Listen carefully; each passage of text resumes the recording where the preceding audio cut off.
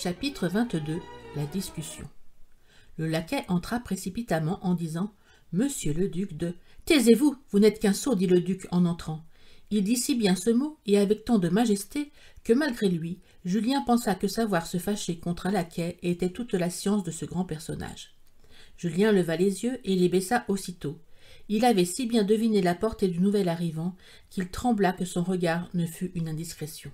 Ce duc était un homme de 50 ans, mis comme un dandy et marchant par ressort. Il avait la tête étroite, avec un grand nez et un visage busqué, et tout en avant. Il eût été difficile d'avoir l'air plus noble et plus insignifiant. Son arrivée détermina l'ouverture de la séance. Julien fut vivement interrompu dans ses observations physiognomoniques par la voix de M. de la Mole. « Je vous présente M. l'abbé Sorel, disait le marquis. Il est doué d'une mémoire étonnante. Il n'y a qu'une heure que je lui ai parlé de la mission dont il pouvait être honoré, et afin de donner une preuve de sa mémoire, il a appris par cœur la première page de la quotidienne. « Ah, les nouvelles étrangères de ce pauvre N, dit le maître de la maison.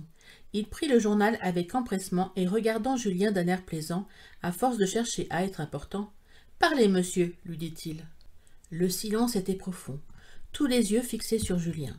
Il récita si bien qu'au bout de 20 lignes, « Il suffit, dit le duc. » Le petit homme au regard de sanglier s'assit. Il était le président car à peine en place, il montra à Julien une table de jeu et lui fit signe de l'apporter auprès de lui. Julien s'y établit avec ce qu'il faut pour écrire. Il compta 12 personnes assises autour du tapis vert. « Monsieur Sorel, dit le duc, retirez-vous dans la pièce voisine, on vous fera appeler. » Le maître de la maison prit l'air fort inquiet. « Les volets ne sont pas fermés, dit-il à demi-bas à son voisin. »« Il est inutile de regarder par la fenêtre, cria-t-il sottement à Julien. « Me voici fourré dans une conspiration tout au moins, pensa celui-ci. Heureusement, elle n'est pas de celles qui conduisent en place de grève. Quand il y aurait du danger, je dois cela et plus encore au marquis. Heureux s'il m'était donné de réparer tout le chagrin que mes folies peuvent lui causer un jour. » Tout en pensant à ses folies et à son malheur, il regardait les lieux de façon à ne jamais les oublier.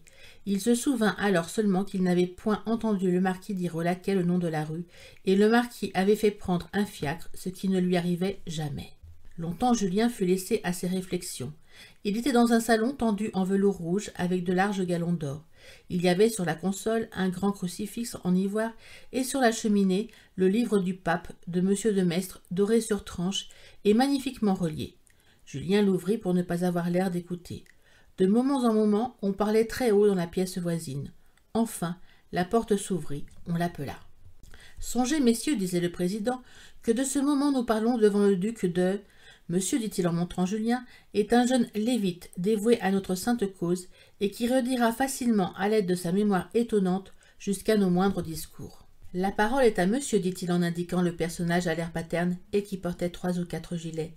Julien trouva qu'il eût été plus naturel de nommer le monsieur au gilet. Il prit du papier et écrivit beaucoup. Ouvrir la parenthèse. Ici l'auteur eût voulu placer une page de points. Cela aura mauvaise grâce, dit l'éditeur, et pour un écrit aussi frivole, manquer de grâce, c'est mourir. La politique, reprend l'auteur, est une pierre attachée au cou de la littérature et qui en moins de 6 mois la submerge. La politique au milieu des intérêts d'imagination, c'est un coup de pistolet au milieu d'un concert. Ce bruit est déchirant sans être énergique.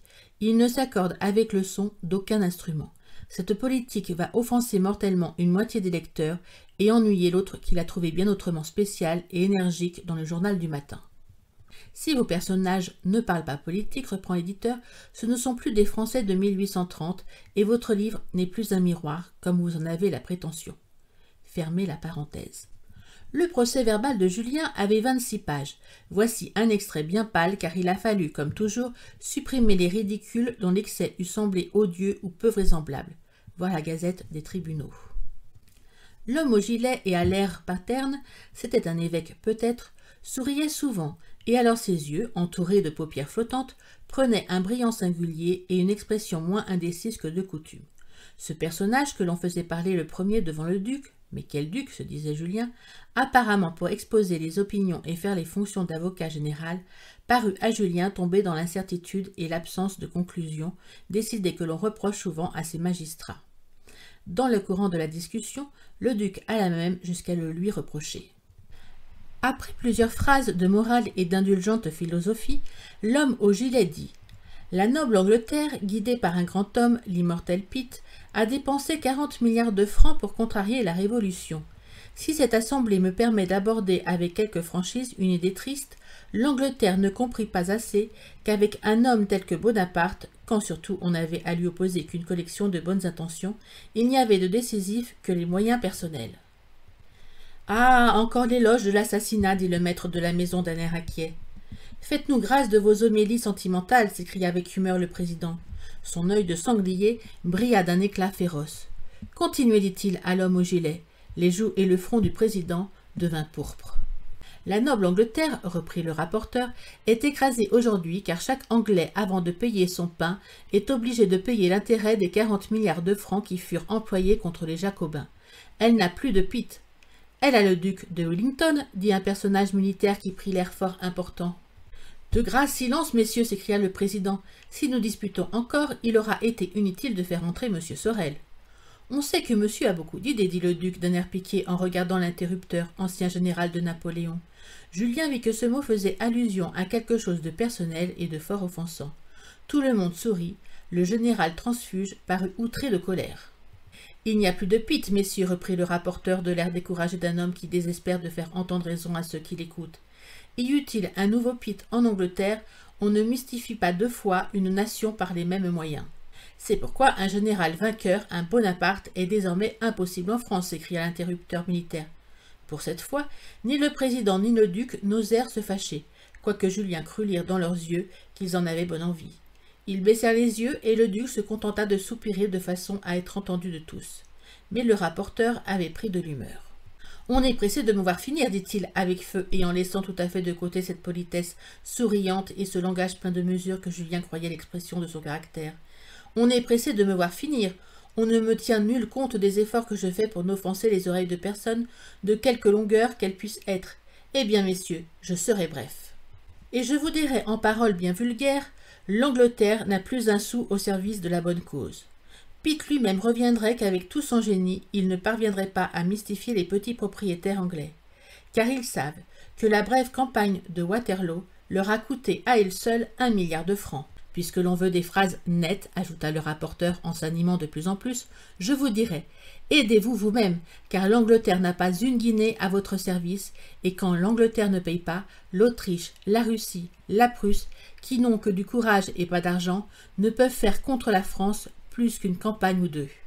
L'on peut espérer que les jeunes soldats rassemblés par le jacobinisme seront battus à la première campagne, à la seconde peut-être, mais à la troisième, dussé-je passer pour un révolutionnaire à vos yeux prévenus, à la troisième, vous aurez les soldats de 1794, qui n'étaient plus les paysans enrégimentés de 1792. Ici, l'interruption partit de 3 ou 4 points à la fois. Monsieur, dit le président à Julien, allez mettre au net dans la pièce voisine le commencement de procès-verbal que vous avez écrit. Julien sortit à son grand regret. Le rapporteur venait d'aborder des probabilités qui faisaient le sujet de ses méditations habituelles. « Ils ont peur que je me moque d'eux, pensa-t-il. Quand on le rappela, M. de la Mole disait, avec un sérieux qui pour Julien qui le connaissait semblait bien plaisant, « Oui, messieurs, c'est surtout de ce malheureux peuple qu'on peut dire. Sera-t-il Dieu, table ou cuvette ?» « Il sera Dieu, s'écria le fabuliste. C'est à vous, messieurs, que semble appartenir ce mot si noble et si profond. Agissez par vous-même, et la noble France reparaîtra-t-elle à peu près que nos aïeux l'avaient faite et que nos regards l'ont encore vue avant la mort de Louis XVI. L'Angleterre, ces nobles lords du moins, exècrent autant que nous l'ignoble jacobinisme. Sans l'or anglais, l'Autriche, la Russie et la Prusse ne peuvent livrer que 2 ou 3 batailles. Cela se fera-t-il pour amener une heureuse occupation comme celle que M. de Richelieu gaspilla si bêtement en 1817 ? Je ne le crois pas. Ici, il y eut interruption, mais étouffée par les chutes de tout le monde. Elle partait encore de l'ancien général impérial qui désirait le cordon bleu et voulait marquer parmi les rédacteurs de la note secrète. « Je ne le crois pas, reprit M. de la Mole après le tumulte. Il insista sur le « je » avec une insolence qui charma Julien. « Voilà du bien joué, se disait-il tout en faisant voler sa plume presque aussi vite que la parole du marquis. Avec un mot bien dit, M. de la Mole anéantit les 20 campagnes de ce transfuge. Ce n'est pas à l'étranger tout seul, continua le marquis du ton le plus mesuré, que nous pouvons devoir une nouvelle occupation militaire. toute cette jeunesse qui fait des articles incendiaires dans le Globe vous donnera 3 ou 4 000 jeunes capitaines, parmi lesquels peut se trouver un Kléber, un Hoche, un Jourdan, un Pichegru, mais moins bien intentionnés. Nous n'avons pas su lui faire de la gloire, dit le président, il fallait le maintenir immortel. Il faut enfin qu'il y ait en France 2 partis, reprit M. de la Mole, mais 2 partis, non pas seulement de nom, 2 partis bien nets, bien tranchés. Sachant qui il faut écraser. D'un côté les journalistes, les électeurs, l'opinion, en un mot, la jeunesse et tout ce qui l'admire. Pendant qu'elle s'étourdit du bruit de ses vaines paroles, nous avons l'avantage certain de consommer le budget. Ici, encore interruption. Vous, monsieur, dit M. de la Mole à l'interrupteur avec une hauteur et une aisance admirables, vous ne consommez pas. Si le mot vous choque, vous dévorez 40 000 francs portés au budget de l'État et 80 000 que vous recevez de la liste civile. Eh bien, monsieur, puisque vous m'y forcez, je vous prends hardiment pour exemple, comme vos nobles aïeux qui suivirent Saint-Louis à la croisade, vous devriez, pour ces 120 000 francs, nous montrer au moins un régiment, une compagnie, que dis-je, une demi-compagnie ne fût-elle que de 50 hommes, prêts à combattre et dévoués à la bonne cause, à la vie et à la mort. Vous n'avez que des laquais qui, en cas de révolte, vous feraient peur à vous-même. Le trône, l'autel, la noblesse peuvent périr demain, messieurs, tant que vous n'aurez pas créé dans chaque département une force de 500 hommes dévoués, mais je dis dévoués, non seulement avec toute la bravoure française, mais aussi avec la constance espagnole. La moitié de cette troupe devra se composer de nos enfants, de nos neveux, de vrais gentilshommes enfin. Chacun d'eux aura à ses côtés non pas un petit bourgeois bavard, prêt à arborer la cocarde tricolore si 1815 se présente de nouveau, mais un bon paysan simple et franc comme Catelino. Notre gentilhomme l'aura endoctriné, ce sera son frère de lait s'il se peut. Que chacun de nous sacrifie le 5e de son revenu pour former cette petite troupe dévouée de 500 hommes par département. Alors vous pourrez compter sur une occupation étrangère. Jamais le soldat étranger ne pénétrera jusqu'à Dijon seulement s'il n'est pas sûr de trouver 500 soldats amis dans chaque département. Les rois étrangers ne vous écouteront que quand vous leur annoncerez 20 000 gentilshommes prêts à saisir les armes pour leur ouvrir les portes de la France. Ce service est pénible, direz-vous, messieurs. Notre tête est à ce prix. Entre la liberté de la presse et notre existence comme gentilshommes, il y a guerre à mort. Devenez des manufacturiers, des paysans, ou prenez votre fusil. Soyez timides si vous voulez, mais ne soyez pas stupides, ouvrez les yeux. Formez vos bataillons, vous dirai-je, avec la chanson des Jacobins. Alors il se trouvera quelque noble Gustave Adolphe qui, touché du péril imminent du principe monarchique, s'élancera à 300 lieues de son pays et fera pour vous ce que Gustave fit pour les princes protestants. Voulez-vous continuer à parler sans agir? Dans 50 ans, il n'y aura plus en Europe que des présidents de république et pas un roi. Et avec ces 3 lettres, R, O, I, s'en vont les prêtres et les gentilshommes. Je ne vois plus que des candidats faisant la cour à des majorités crottées.